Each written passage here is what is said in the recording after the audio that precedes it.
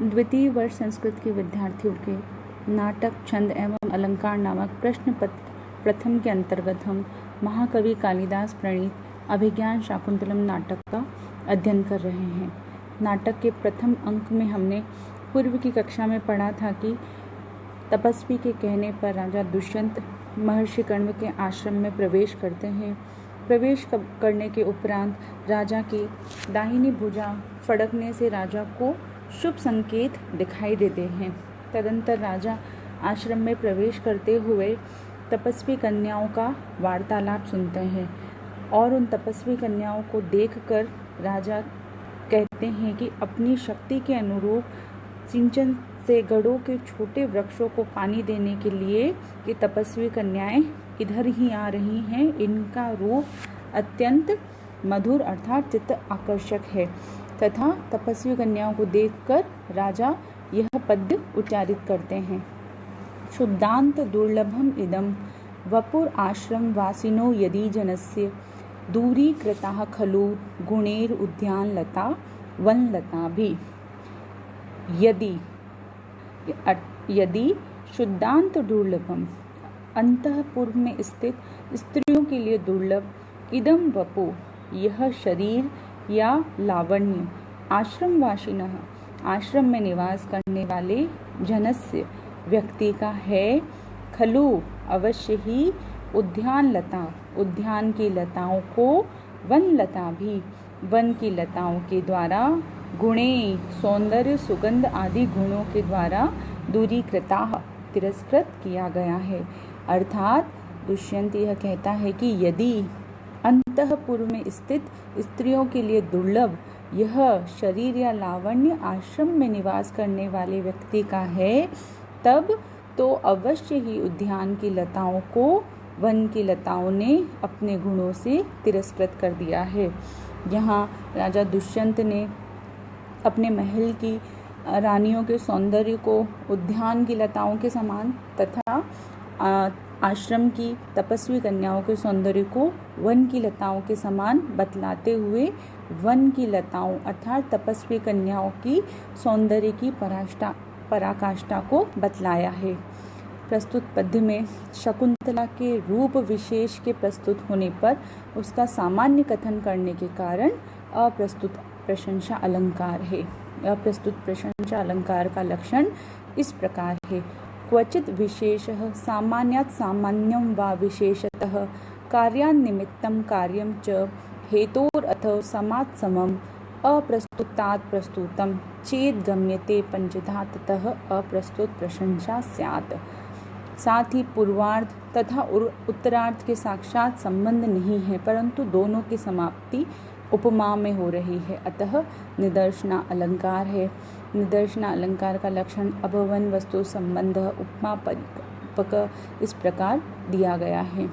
प्रस्तुत पद्य में प्रसाद गुण है जिसका लक्षण है चित्तम व्यापनोति यह क्षिप्रम शुष्केंधनम इवानलः स प्रसादः समस्तेषु रसेषु रचनासु च। प्रस्तुत पद्य में कालिदास की प्रिय वैदर्भी रीति है जिसका लक्षण माधुर्य व्यंजकेर वर्णे रचना ललितात्मिका अवृतिर अल्पवृतिर व वैदर्भी रीतिरिष्यते इस प्रकार किया गया है। साथ ही प्रस्तुत पद्य में आर्याचंद है। प्रस्तुत पद्य के उपरांत हम देखते हैं कि राजा तपस्वी कन्याओं को देखकर छाया का आश्रय लेकर प्रतीक्षा करते हुए पेड़ के यहाँ ठहर जाते हैं। तत्पश्चात जल सिंचन का कार्य करती हुई दोनों सखियों के साथ शकुंतला प्रवेश करती है। शकुंतला की सखियां अनुसुया तथा प्रियंवदा है।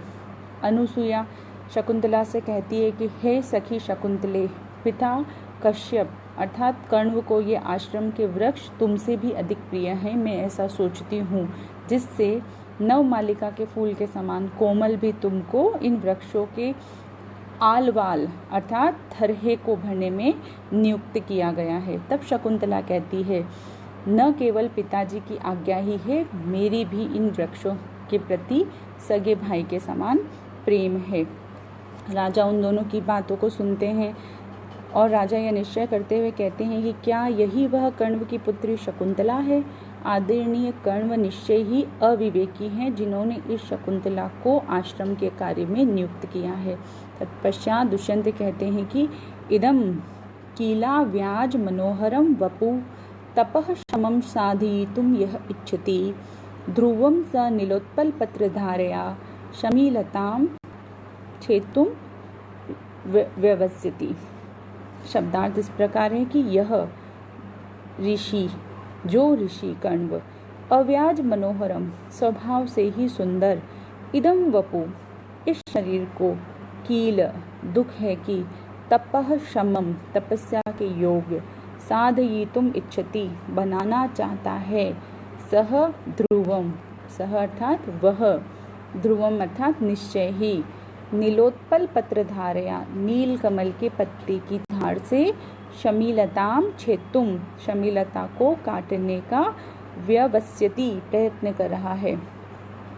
दुष्यंत कहता है कि जो ऋषि कण्व स्वभाव अर्थात प्रकृति से सुंदर इस शकुंतला के शरीर को तपस्या करने के योग्य बनाना चाहता है, वह निश्चय ही नीलकमल के पत्ते की धार से शमीलता को काटने का प्रयत्न कर रहा है।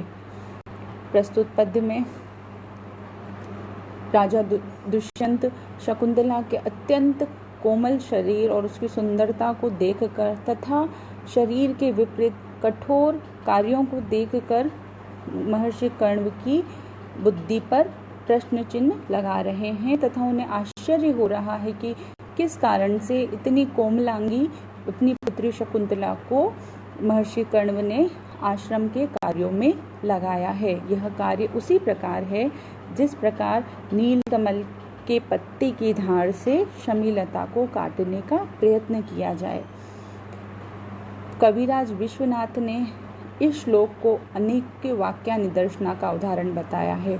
ध्रुवम के कारण यहाँ उत्प्रेक्षा अलंकार है, जिसका लक्षण है कि भवेत संभावनोत्प्रेक्षा प्रकृतस्य परात्मना तथा मन्ये शंके ध्रुवम प्रायो नूनम नित्यम आदयः उत्प्रेक्षा व्यंजकाः शब्दा एव शब्दो अपि तादृशः। श्लोक के पूर्व भाग में विरूप कार्यों के संगठन के कारण विषम अलंकार है, जिसका लक्षण है गुणों क्रियेवाच्येत्स्यातां विरुद्धे हेतु कार्ययो यद वारब्धस्य वैफल्यम अनर्थस्य च संभवः विरूपयो संघटना या च तद विषयम मतम। अव्याज मनोहरम में विभावना है, जिसका लक्षण विभावना विना हेतुम कार्योत्पत्तिर्दुच्यते कहा गया है। प्रसाद गुण है, जिसका लक्षण पूर्व पद्य में बताया जा चुका है। वैदर्भी रीति है, जिसका लक्षण भी बतलाया जा चुका है। साथ ही प्रस्तुत पद्य में वंशस्थ छंद है, जिसका लक्षण है जतौ तु वंशस्थम उदीर्तम जरो। राजा वृक्ष की ओट में रहकर शकुंतला को देखता है। शकुंतला अपनी सखी अनुसुईया से कहती है कि सखी अनुसुईये, प्रियंवदा के द्वारा अत्यंत कसकर बांधे गए वल्कल वस्त्र से मैं कस दी गई हूँ, इसे ढीला करो। अनुसुईया ऐसे ही करती है। तदुपरांत राजा दुष्यंत शकुंतला को देखते हुए उसकी सौंदर्य का चिंतन मनन करते हुए मन ही मन उससे उसके प्रति हृदय में प्रेममय भावों को उत्पन्न करते हैं।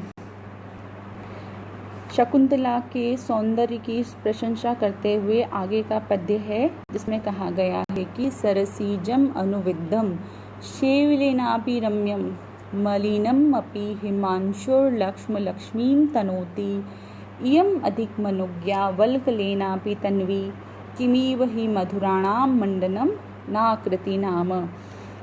शेवलेन का तात्पर्य है सिवाल से, अनुविद्धम अपि आच्छादित भी, सरसीजम कमल, रम्यम मनोहर, मलिनम अपि मलिन भी, लक्ष्मः कलंक, हिमांशो चंद्रमा की, लक्ष्मीं तनोति शोभा को बढ़ाता है, वल्कलेन वल्कल वस्त्र से भी, इयम तन्वी यह कृशांगी शकुंतला, अधिक मनोज्ञा अत्यंत सुंदर ही, क्योंकि मधुराणाम सुंदर, आकृति नाम आकृतियों के लिए, किमीव कौन सी वस्तु मंडनम न आभूषण न भवती होती है, अर्थात सिवाल से आच्छादित भी कमल मनोहर लगता है।